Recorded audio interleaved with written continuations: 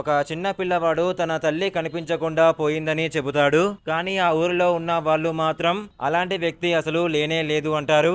మరి ఆ పిల్లవాడు అబద్ధం చెబుతున్నాడా లేక అందరూ కలిసి ఏదైనా భయంకరమైన నిజాన్ని దాచిపెడుతున్నారా? అదే ఈ బాలన్ ది బాయ్ సినిమా అసలు మిస్టరీ. మూవీ ఎలా ఉందో తెలుసుకునే ముందు ప్లీజ్ ఒక లైక్ చేసి సబ్స్క్రైబ్ చేసుకుని భయ్యా, థ్యాంక్ యూ. మొదటి 10 నిమిషాల నుంచే ఈ సినిమా ప్రేక్షకుడిని కథలోకి పూర్తిగా లాగేస్తుంది. ఒక్కో సీన్ ముందుకు వెళ్లే కొద్దీ కొత్త కొత్త అనుమానాలు మొదలవుతాయి.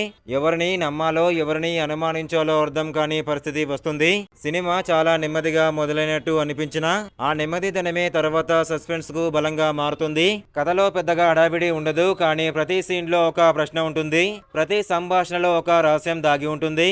ముఖ్యంగా ఆ చిన్న పిల్లవాడి ప్రవర్తన చూస్తుంటే ఇతను నిజంగానే బాధపడుతున్నాడా లేక ఇంకేదైనా జరుగుతుందా అనే సందేహం మళ్ళీ మళ్ళీ వస్తూనే ఉంటుంది.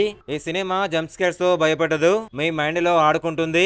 ఒక క్లూ దొరికిందనుకునే లోపే ఇంకో ట్విస్ట్ వచ్చి మొత్తం ఆలోచననే మార్చేస్తుంది. అందుకే సినిమా చూస్తున్నంత సేపు తర్వాత ఏమవుతుంది అనే ఆసక్తి ఒక్క క్షణం కూడా తగ్గదు. ఇది మాస్ కమర్షియల్ సినిమా అయితే అసలే కాదు.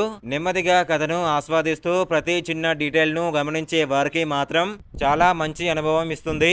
ముఖ్యంగా సైకలాజికల్ మిస్టరీలు, సస్పెన్స్, థ్రిల్లర్లు ఇష్టపడే వాళ్లకు ఈ సినిమా ఖచ్చితంగా నచ్చే అవకాశం ఉంది. అయితే ఈ సినిమాలో అసలు రహస్యం ఏమిటి?